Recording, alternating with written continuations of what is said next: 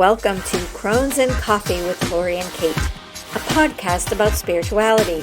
Real, raw, and authentic, and lots of laughs.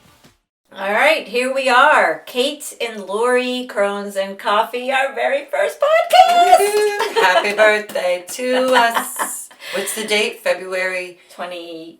22nd? 22nd. February 22nd. Happy birthday. We are on fire today.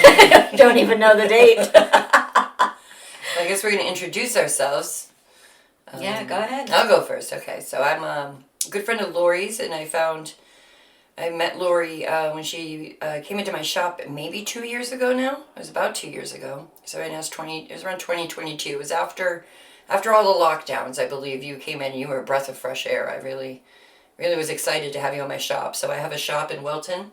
It's actually an art studio with a storefront. Which is amazing, by the way. Go check it out in Wilton, New Hampshire. Yeah, I don't try to lead people on into thinking it's an actual store. It's whatever I need it to be in the moment. My husband is one of the artists there, so he's a jeweler. He makes copper enamel glass jewelry, and I work with beads and wire. And his mother, when she was alive, made beautiful flower mandalas, which you could see one in Laurie's Mystic Market. And so when I sat back and looked at the totality of what we were doing, I took a quote from my husband's mother's diary, and she wrote, "Flowers are the prayers of nature."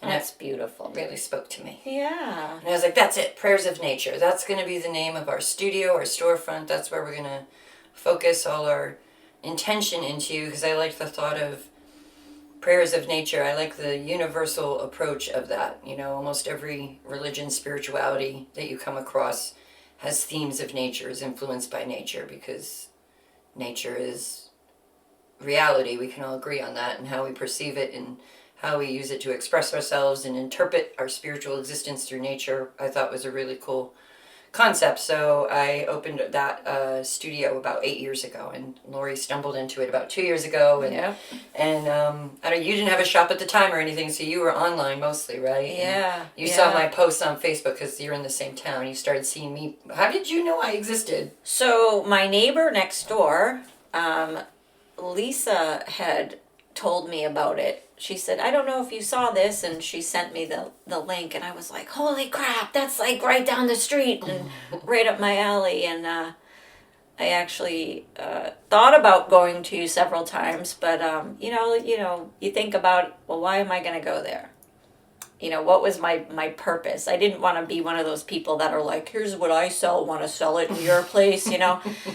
And you actually did the opposite. You came to me, and you said, I remember you said, "I really like these trays," because I had crescent moon trays, and you're like, "I make boxes, like witchy boxes. I like to buy from you and put your products in your boxes," and that's how you approached me. Yep, and because I was looking for local people, because let's face it, the metaphysical world is inundated with crap. It's a very vain, what's the word, decorative, ornamental realm sometimes. Aesthetic, yeah, I guess. It can easily get cheap real quick. Well, right, and, in my search to create these ritual boxes, that's what I was coming across. It was just, like, cheap garbage that people could buy anywhere. And mass-produced, I didn't want that. I wanted stuff that was locally made, with love and intention behind it. And so that's why I stopped over at your place, and I was strictly online, and for many years now I've thought about getting a physical store, and I finally did in November of 2023. I opened Mystic Market, and it's kind of manifested into this place of metaphysical plus healing and wellness, and it's been a trip. And it's been fun watching you. I think it's kind of cool because, in a sense, you got to test the market in my shop. Yeah. I saw all your stuff that you were offering. Remember? I was like, bring it all. Yep. I overwhelmed my husband during tax season, but it proved that, your product sold well. It was a mix of what you created and then a mix of other things that supplemented the purchases, and it was you could keep the costs down that way, but being able to, I was more than happy to test your products on my shelf, and it gave you insight too, just to see what would probably move, or what would, what's worth creating and putting on a shelf. Absolutely. It's always a learning process. Oh, yeah. Because, in your head you think, wow, this is amazing, and then crickets. Or the opposite, you think or it's the hideous. Opposite, yes. I have done that so many times. I'm like, this is so ugly, but I have learned after 3 years of doing vending and art shows, I'm like, someone loves this color scheme. Someone loves this image. I don't like it at all, but I'm going to sell it. And it usually sells, and that person finds it, and you eventually... Sometimes you're not creating for you, you're creating for other people. Exactly, and that's what I've learned over the years, too, that it can't always be stuff I like. I have to create things with other people in mind. So it has been a learning experience. But So some of the things that you created, that I don't know if a lot of people know, because you're now at Mystic Market and you have probably your stuff commingled with others, but some of the products that you've made that I've really enjoyed are your soaps. I absolutely love your soaps. What else? You had oils. You have ritual oils that you make. Your travel altars are awesome. Oh yeah. Those are so sell really cute. Good. They sell really good. They make great gifts. If you have anxiety and you're going on a trip and you want like a reason to escape, exactly. And they're pretty affordable too. Depending on what you put in them, but they're under $20. Sometimes less than 15. So your travel altars are great too. So those are things I want to continue to stock in my store. And while I have it in my brain, I want to also point out that we are collaborating a lot of events too. Because Kate's store, she has done events there, but my space is a little bit more open. Right. So I think going forward, we're going to be hosting more events I hope here between the two of us. I do have a small retail area, but it is not as big as Kate's place. Kate, I think, focuses more on the retail. Right. Where I have a tinier retail area, but more event-oriented and service-driven. And we are collaborating. We're going to have guests on our podcast as well. So I think we've got a lot of neat stuff lined up, and it's all focused on metaphysical, spirituality. We'll get into deeper discussions, probably topics that may be a bit voodoo-ish in nature, and by that I mean topics that are maybe hard to discuss because they can get heated. Yeah. And we want to bring those topics to the table as adults and actually have a conversation. And it's okay if people don't agree with us. Right. It's okay if people agree with us. I just think some of the topics in this realm need to be talked about. Right.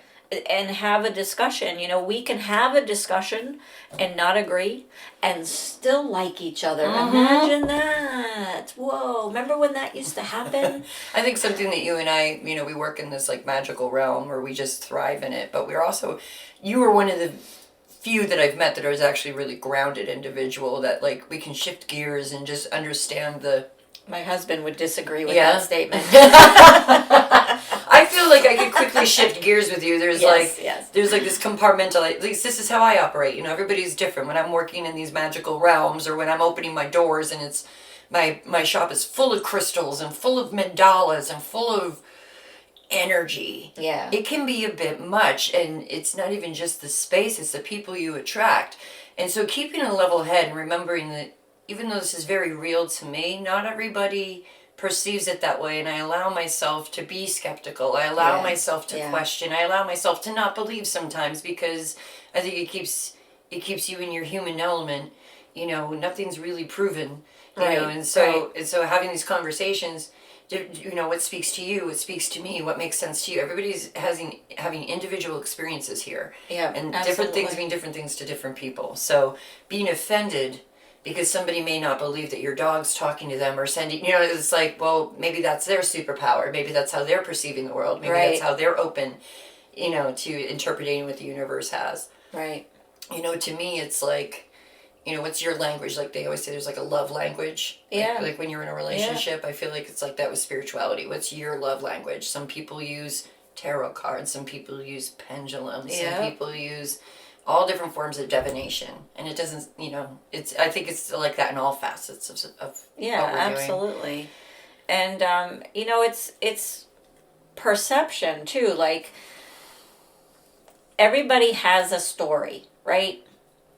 You could go outside and say, "Look at how gorgeous the blue sky is," and Tom from down the road sees the sky as aqua. It's not blue, it's aqua.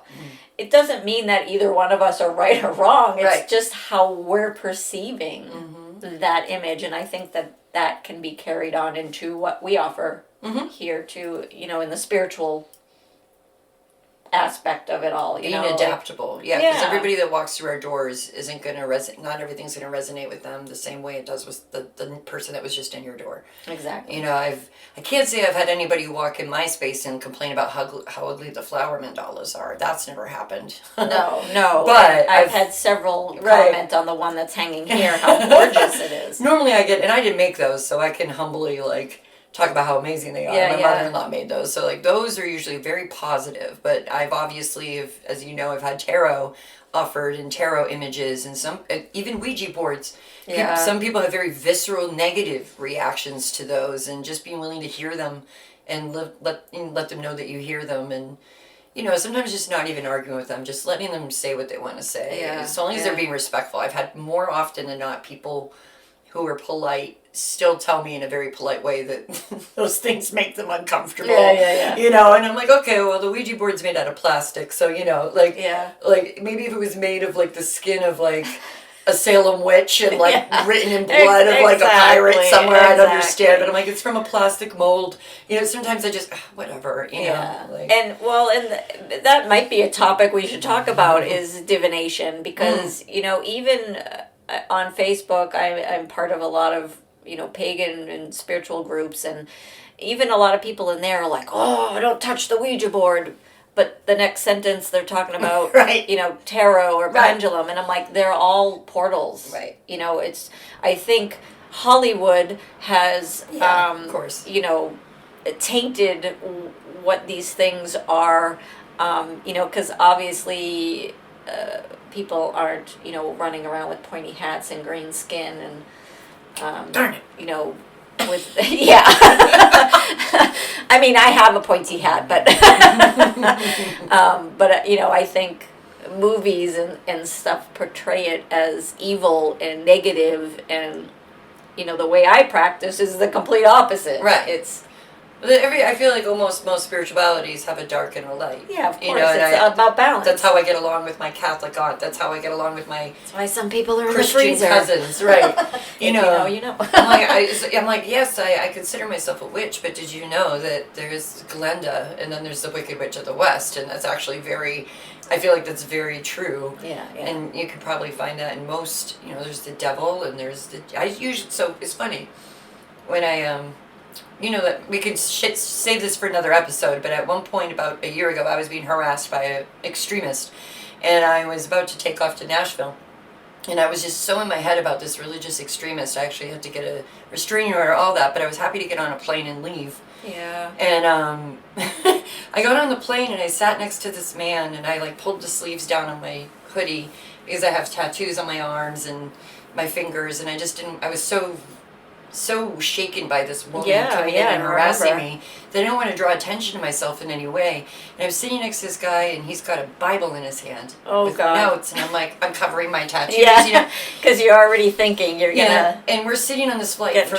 2 hours, and I sat next to him, and I don't know how we got into the conversation of spirituality, and he asked me if I believed that Jesus was our Lord and Savior, and I just looked at him and I said, well, I do believe in white light. Yeah. And all of a sudden the mood shifted, and he looked at me, and he understood what I was saying. Yeah. And he goes, yes, Jesus died for all our sins. And I didn't know at the time how to take that. Yeah, I was like, but I like Jesus, and that's cool. And I think that was his way of saying we are all sinners. And if he's seen me as a sinner. But we ended up having a very I told him, I said, I'm real rattled. I just had this really crazy experience with an extremist, blah, blah, blah. We were able to connect. And I'm terrified of flying. So knowing that there was a godly man sitting next to me, if the plane should go down, I felt good about it. And I actually got off that plane having a great interaction with someone who was very, very committed to his faith and I was very committed to mine, but we were both able to acknowledge that we both want what is good, and we're going to practice what is good. We just have different words for it. Well, and that's what I think spirituality really is all about, is that we all have different beliefs, and that's okay, because we're all trying to get to the same place at the end of the day, right? Whether you call that heaven or Summerland or, you know, whatever you call it, right? The playground, I don't know, whatever you want to call it, right? We'll just use the word heaven, right? We're all trying to get there. I think some of us are taking the front stairs, some of us are taking the basement way, like you know, some of us are taking the path off the beaten, or what's that phrase? The what? The path, the off the beaten path. There we go. Yeah, there you go. You know, I think we're all trying to get to this place of peace and love and light when our physical body expires. We're just all taking different paths to get to the same place, and we should be all okay with that. Like, it's okay, because, like, what are you going to do to get you there? At the end of the day, if I don't believe in Jesus, it does not affect you in any way. It does not make you stop eating your dinner. It does not have any impact on your life at all. Yeah, the people who are worried for my soul are the ones that perplex me the most. Yeah. Because I've come across that before. Yeah. And I'm just I have to. And I'm just like, I don't really need you to worry about it for me. I'm handling it. Yeah. And it's not usually like a situation where, you know, I'm actually in the gutter and I'm not doing well and I'm hurting myself and harming people. Then I understand. Right, of course. But just like the random person that's like, I'm going to pray for you because you have a rainbow flag outside your shop. Right. You know, I'm like, don't worry about it. I just like rainbows, you know? and just now that you brought that up, I'm gonna bring my dad into this because he was confused too by this, and maybe it's just my odd way of thinking, but when I had some surgery a few years back, and my dad had said, well, I will pray for you. And I said, no, you don't have to. And he's like, well, I will. And I said, well, I asked you not to. Yeah. Yeah, a lot of people, and, I find this happens a lot. Yeah, and, you know, I said, I feel like you should ask permission to pray for somebody.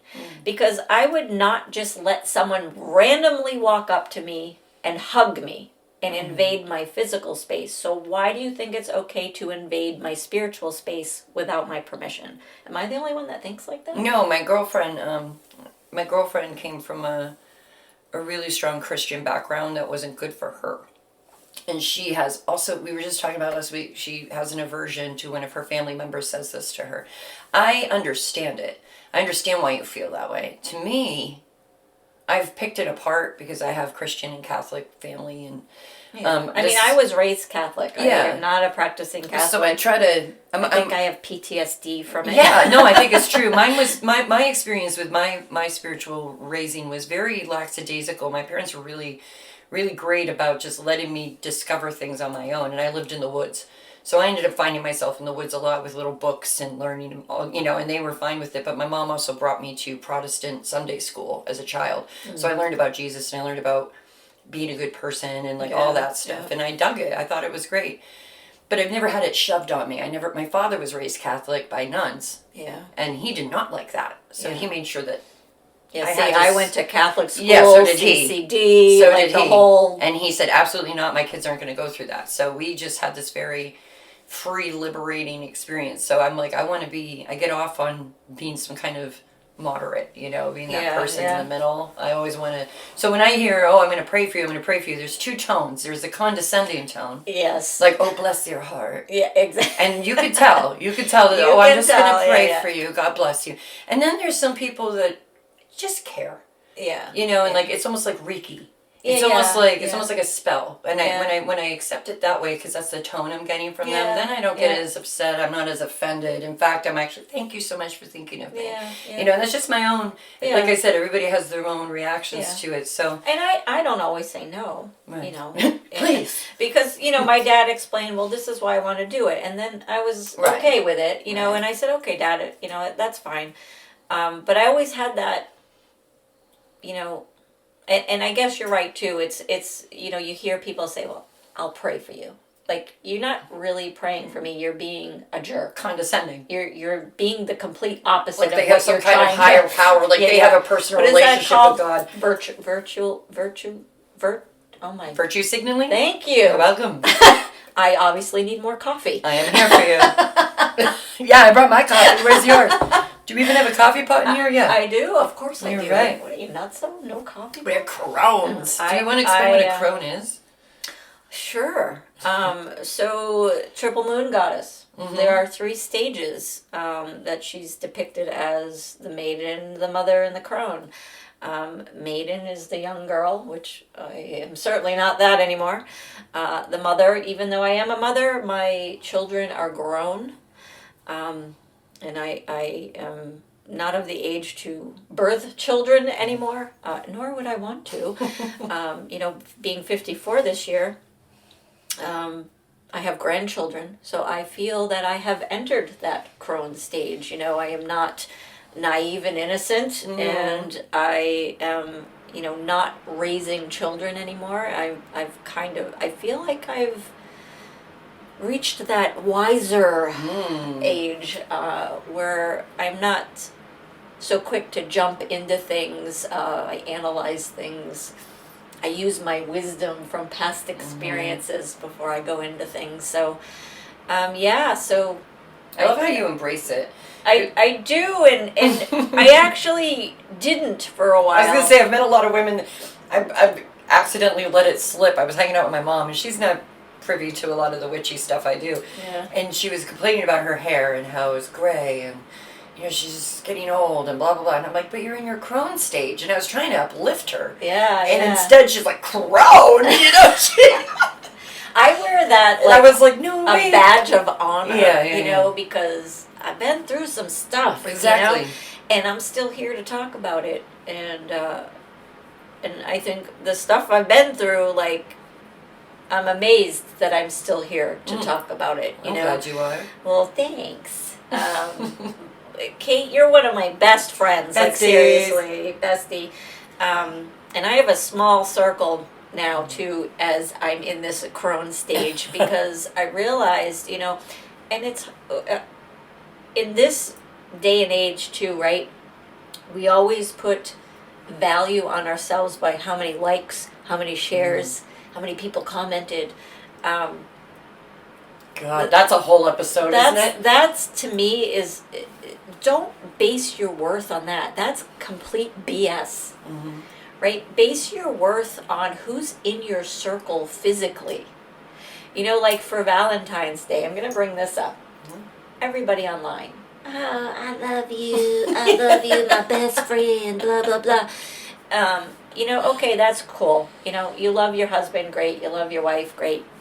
Whatever. Who cares? I love my husband every day. Oh, girl! I don't need a day, but I don't need a day to profess my love to the world of a man that I cherish, because I cherish him every day. Yeah. And I'm probably the minority in that. But I acknowledge him every day. Yeah. And show him that I love him every day. Not a social media post. Right. And so to me, that cheapens it. It's just it could be superficial. Yeah. Like there's I'm always going to be like, there's this and then there's that. There's like the black and white, there's like, I love celebrating the fact that I have this awesome person in my life, but then you wonder, are you only showing the good parts of your life? And social media is such a trip now, and you and I are, obviously, I'm not your age, but I'm on the cusp of the crone. I think I'm 41, which obviously is, I'm going down the hill, Like, wait a minute. I tipped over about a year ago, and now I'm just rolling down it. This is only going uphill, Kate. Let's call it over the hill. I'm going right off. But I and I didn't have kids. I'm going downhill to the crone stage. Yeah, come down here with the lonely crone. No, we're flying in the sky, you see. We are. We don't land. We are embracing the wisdom that comes with the crone. Yeah. Well, I've just have seen the technology change. Yeah, I was born in '83, and I didn't have in the 70s. Right, and I didn't have an actual cell phone until well after high school. Yeah. And social media, I think Facebook was a thing when I was in my late 20s, and so watching social media change our whole culture and our whole perception of reality has been very trippy. It's a great tool. It's a great tool because I've been able to, there's a lot of exposure that you can get that you necessarily never had before. It was like publication, people reading your content. None of that was very limited to people in the 90s. You'd have to go through a publishing company, you'd have to go through or make your own magazine. There's a lot of physical things that you'd have to do to get people to read what you had to say. And now everybody gets to say what they want to say every day, every second of every waking hour. And it's become the world is really loud right now. Yeah. And I think and that's a problem. Right. And so now every little thing that we put out there, everything that we decide to share or to bring to the table has a ripple effect. Yeah. I make a post bitching about the town of Wilton experience. If I have a bad experience I have to decide how much of a drama, how much do I want to invest in this negative energy by posting about it? And I do it. I'm guilty of it, but I try to be tactful with it, and see if the pros outweigh the cons. Right, and I think too social media has ruined how people communicate because you got your so me, like whatever I type on social media, I have no problem saying to somebody's face. That's the theory, right? But there's a lot of people out there that I've confronted people in person about things they've typed, and they're like, they don't like that. They're all like the meek mouse now. All of a sudden, that keyboard is not there. Keyboard warrior syndrome. Their shield is not there anymore to protect them. And I'm like, don't put stuff out there that you can't back up with your mouth. Snap. But I'm really matter-of-factly like that. I think most of the time, like a lot of times, people don't have to guess what I mean because I say what I mean. Yes, you do. And sometimes that comes across as it's not well received sometimes. No. I'm mean. I've heard that before. She's mean. I'm like, no, I'm not mean. I'm just... Did you piss her off? I mean, you're not put in the freezer, so no, I don't get it. But maybe check why I'm angry before you call me. Well, but because I'm so matter of factly, like when I used to coach. Right. Okay. I was a health coach for a while, and I was the leader of all the other coaches. Yeah. So I would, tell one of the other coaches like, oh hey, this needs to be done X, Y, and Z because of safety, privacy reasons. Blah, blah, blah. The next thing I know, I'm getting a call from the owner saying I was mean to, ex-coach. And I was like, what? I'm like, I just told her a protocol. Like, right. I'm like, but you didn't say please and thank you. But I did. Right. Maybe because I didn't have the little happy face emoji behind my word. I don't know, but... Well, I think it's funny because my other girlfriend who she works in a high pressure industry with booking, and she's very regimented with her communications and direct and to the point and effective. And sometimes she'll share with me her experiences and like, I'm doing what any other man would do. I'm doing what any other man would say. But because she thinks, and I can't prove it, but she seems to think because it's coming from a woman or a feminine energy that there's these preconceived ideas as to how she's supposed to communicate. There's another podcast. Right. And I told her that. I said, it's because you're the only woman in this industry, in this area, and I think men are not, no offense guys, I love men, but I don't think some men in the industry are used to a woman being so non-emotional, to the point. Wow, we've gone all over the place in 29 minutes. I know, right? So yeah, we're Kate and Laurie, right? We're Kate and Laurie with Mystic Market in Wilton and Wilton, Milford. And okay, back up. Kate and Laurie, Mystic Market in Milford, New Hampshire, and Prayers of Nature. Oh my God! I need more. This is our first episode, and she's already tongue-tied. All right, Kate and Laurie. This will be fun to edit later. Mystic Market. Mystic Market, Milford. Thank you. Kate, just do it. Mystic Market in Milford. 188 Elm Street. Yeah. And Prayers of Nature in Wilton. 33 Howard Street, tucked away, really hard to find. Good luck to you. And I'm not editing any of that out. This is going to be real and raw. Yeah, if you ever come to my shop, if you have a hard time finding it, then you know you're in the right place. It is findable. You just have to kind of It's in a white building, but it's behind the post office, not behind in the river, but behind. It's tucked away in the back. You'll find it. It's a white building. I got a sign out front. Yeah. But you should check it out because it is in like this historic building. It's a big mill building. The mill building's been there, gosh. The history goes all the way back. Probably some spirits in there. Oh yeah, they've had ghost hunters in there. I know that people have done ghost hunting in there. So the mill is, I forget the exact dates, but before it was a mill, it was highly sought after location because of the river. Yeah, and the Native Americans and the colonizers fought there, so there's a lot of weird, funky energy. And then they used it for hydroelectric power. Yep. And then they built the mill around the hydroelectric power, and it was, I believe, at one point manufactured mop heads. Oh. Right. So it's 3 floors of artists now. That's awesome. I am probably the most extroverted one, so if you ever show up thinking you're going to see a whole slew of art studios, you're probably not, because everybody there is very introverted except for me. Yeah. So go check her out. But so let's shift gears a little bit and talk about like how we got into spirituality. So for me, I've always been into crystals and candles and incense and all that metaphysical stuff, but I never labeled myself as anything, right? Because I didn't really think about it that deep. I just knew that these things were cool and they made me feel good. And in 2019 I was talking to my friend who has been into this stuff her whole life too.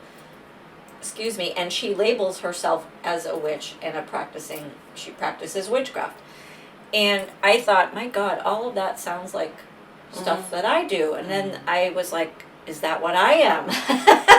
So I kind of dived into all these books and started researching it. And I'm like, it's like I had this epiphany. Like I connected the dots at like 47 years old, however old I was when I actually discovered, 2019 I came out of the closet and out of the broom closet, and I was talking to my friend and I said, so I think I am a witch. I think I practice witchcraft. And she goes, you mean you never knew? I know, right? Is that funny? And I was like, so you knew and didn't tell me?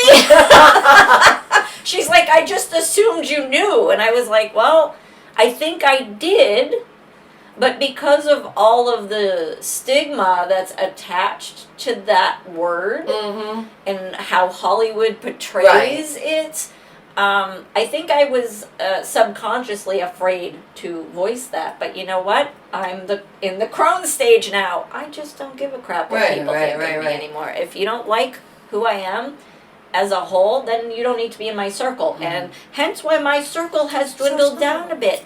But that's okay. I'm good with having like 3 friends. Like it's equality over quantity. Absolutely, and I think you don't realize that until you hit the Crones stage. Well, I've also heard too that you are very much like the 5 people you surround yourself with. So if there's like a solid group of people you surround yourself with, you're going to emanate similar things that they're doing, which is why they, when you read like books to success, the key to success, you want to surround yourself with successful people. Absolutely. Because if you surround yourself with a bunch of people who talk themselves out of pursuing their goals, who talk themselves out of just playing a video game instead of getting a job done, instead of doing the work that needs to get done to hit your goal, then you're going to absorb that and be like them. So absolutely. That's why being with you, I'm like, I like hanging out with Laurie. She's a doer. She's a go-getter. She wants to keep, moving. And I do. And she's a witch, and she just found out.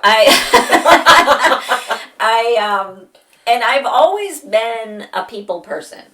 Like, and don't get me wrong, there are people out there that I roll my eyes so hard that I think they're going to get stuck in my brain, but the majority, like, I like to have conversations with people. Yeah. I like to talk to people. I like to help people find their potential. Right.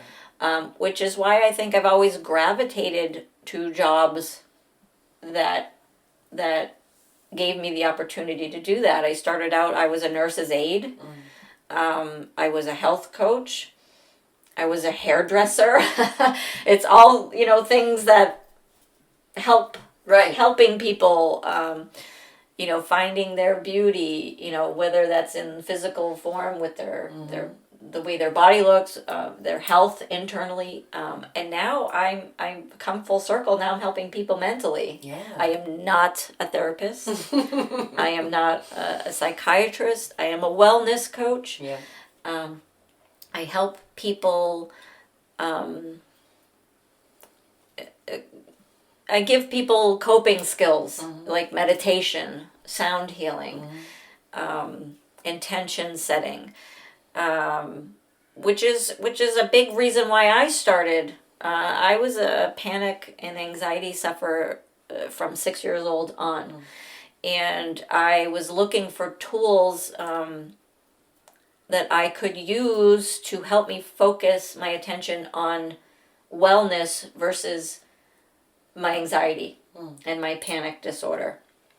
So I, at one point, I was very overweight. I was having several panic attacks a day. I was on like 7 different medications. Your chi was off, man. Oh, I was a mess. Isn't that what they call it? Your chi is out of homeostasis. It's like out of whack. You have to have like a balance. Yeah. So, and I ended up in the hospital at 38 years old thinking I was having a heart attack. I didn't. It was just, I was going through a stressful time in my life, divorce, single mom with 3 small boys. So there was a lot of stress. I was a stay-at-home mom, so I didn't have a job, and so I the last time I ended up in the hospital, because I was there several times, all stress related. I said, I got to make a change. Yeah. I have to do something. I'm 38 years old. I'm in the hospital every other week. I'm on 7 different medications. I'm like, what am I going to be like when I'm 54? Right. I'll probably be dead.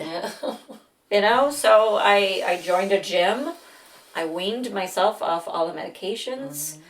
I picked up meditation, mindfulness practice, and that's been my saving grace. One of the things I used as a focal point kind of goes back into religion. So I consider myself an eclectic mix. So I like a little bit of something from every religion, and I kind of take in and discard things I don't like. I take in what resonates. So I'm not religious, but I'm spiritual.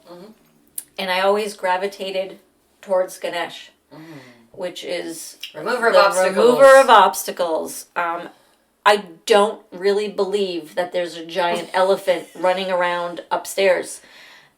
I don't. I think he's cool. But I think he's cool. The concept of him is, I really resonate. I got him in my bedroom. I got him in my kitchen. I'm always looking to Ganesh. So, and I viewed my stress and my panic and my anxiety as an obstacle.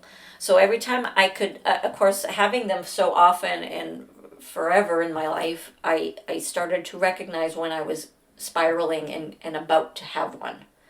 So I have a statue of Ganesh, and I would go in front of him, and I would focus on him to bring me in the present moment. And so he helped me without the use of drugs or prescription drugs. You need to self-regulate. I was, and so I used him to help me come back into the present moment, because when we panic, we're not thinking about the present moment. Thinking about the past or the future. Exactly. So he always brought me to the present, because I'd look at him and I'd say to myself, he's a big giant concrete statue. So I'm like, find 5 cracks. Find the mouse. Find the jewelry. Right. Find the jewel on his crown. So those were the things that I was focusing on. So I was able to get through those moments of angst without having to turn to medicine or not having a full-blown panic attack all the time every day. So that's kind of why and how I really started to get into all the spiritual stuff. Well, welcome. Well, thanks. Cool. Yeah, so. I think, is it my turn, I Yeah, guess? yeah. I'm like, oh, is this quietness on the spot? You know, I think, you ever hear the quote, if you can walk, you can, now if you can talk, you can sing, if you can walk, you can dance. Yeah. It's like people... I can't do any. Well, I guess I always think of that quote when I think about witches, because I do feel like everybody is one. They just won't acknowledge it. So like I said, I was raised pretty open, you know. I was raised on morals and ethics and to be a good person, but when it came to the spiritual realm, I was kind of set free, and I just gravitated towards building forts and making things out of sticks and rocks. And like, I watched my niece do it when she was little and my nephew do it, and I'm like, we're already ingrained to practice working with nature. When we're, you know, people raised in cities and suburbs may not know that about themselves. But when you're a child and you're thrown out into the woods, witchcraft makes sense when you get older. You know, and like, to me it was already there. Like you were saying, like we already kind of know it about ourselves. Why am I gravitating towards this crystal? Why is it so much fun to you know, I would just create altars. I was creating altars everywhere my whole childhood. Just, I loved the idea of having a space to just put things and have them have meaning and symbolism, and to go to them to seek, you know, I was just already doing it as a kid. And as I got older, went to high school, we learned about the Crucible, we learned about the Salem witch trials, and I was just astounded that these women weren't even witches. They weren't even witches. They were Puritans, and they just happened to be making soup. Or they could... that magic potion. They found an herb in the backyard that cured their rash, and all of a sudden they're witches. And I'm like, wow, it was very eye-opening to me. And because I'm rebellious, because I have this, like, I always wanted, I'm an Aquarius, so I always have to be different. I always have to, I liked the stigma. What you were trying to avoid, I was like, bring it on. I'm a witch. Woo! You know, like sticks I'm a and Virgo, so I need things neat in a row, you know? And, you know, my parents got a kick out of it. They have some funny stories they could share with you about me coming home with, like, flowers in my hair. And my sister following me in the woods and watching me light candles. And my best friend from high school and I really, really dug our heels in. And we would get every book out of the library that we could on paganism and herbalism. And, and we went to the Salem, and we would walk around, and so I had like a comrade in my teen years, and then I decided to be an adult and develop a addiction to alcohol. I hate being an adult. Well, that's why I got into alcohol. I discovered the magic of alcohol, and I'll tell you what, after using alcohol for about 10 years, I lost my ability to see and feel and to be in tune, and I completely segued from this magical life to a very sterile, institutionalized feeling of living in a suburb with someone I didn't like. I had a horrible marriage, and I just drank and drank and drank, and it kind of turned all that off. And obviously I got out of that, as you know. It inhibited your natural abilities. Right. I mean, before I drank, I actually would see things and hear things, and people would witness, and I always thought it was just me. I would have seizures. I would have a lot of neurological issues, so sometimes I would see things, and I would think I'd have a migraine coming on. I didn't realize at the time maybe I was having like a visions or whatever, because people would be coming in the room and I would talk to them and people wouldn't even know who I was talking to. I'd be driving and I would see things. Like that sixth sense. And to me it was just very normal, but then I started to drink and it disappeared. And I don't think I'll ever get it back. I think I did some damage to myself. Well, I think maybe it's like riding a bike. You know, like if you practiced again, you might get it back. I don't know. I don't know if you want that. No, I that tingle ability other ways. back. Now I get tingles other ways that I'm like, okay, I think it just settled in somewhere else. But when I got out of that marriage and decided to sober up and decided to live my life starting over without alcohol, I was clutching to my spirituality. I was like, all right, and I met a partner who was already in tune with spiritual communities, so he would take me to them, and I started to sober up, and I started to really focus on my mental health and my spiritual health. And I've been to a couple pagan temples in West Mass that were pretty influential in that, and so I've just dived back into it. I kind of segued for a bit. So when I met Aaron, he was taking me to these communities, these intentional communities, artistic communities where there's shamans and there was yoga teachers and there was Reiki healers and massage therapists. And Nice. it's just immersed. Yeah. Went from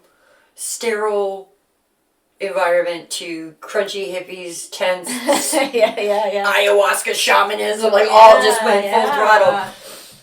And we would bring Aaron's jewelry to these places. And I would have these really enlightening conversations with people, and I'm like, wow, he's actually making money on the side selling his jewelry and art, and maybe I could do that too. And I would go to the bead shop in Wilton, and I was told that there's art studios available to rent, and I was like, holy crap, all those flower mandalas in storage of Aaron's mother's, because all these mandalas were in storage when she passed away. Wouldn't it be great to take those out and put them in an art studio and then sell his jewelry?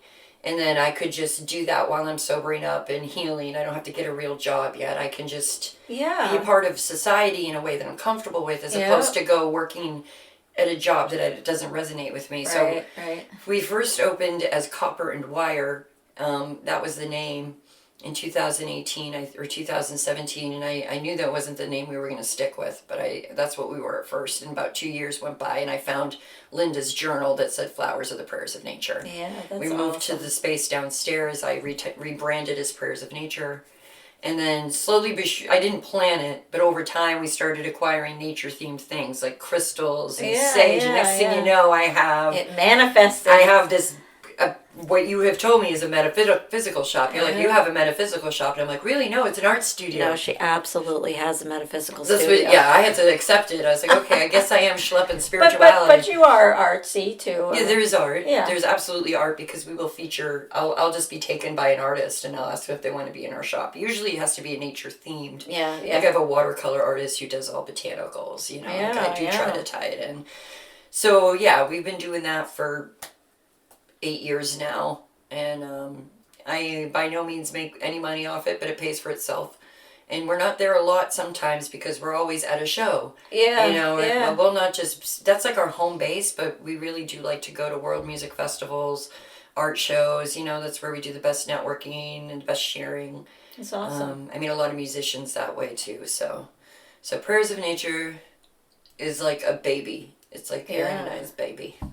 So, well, we're almost out of time on this episode, episode 1, but quickly tell us about Darling Hill. Oh. I know, I put you on the spot.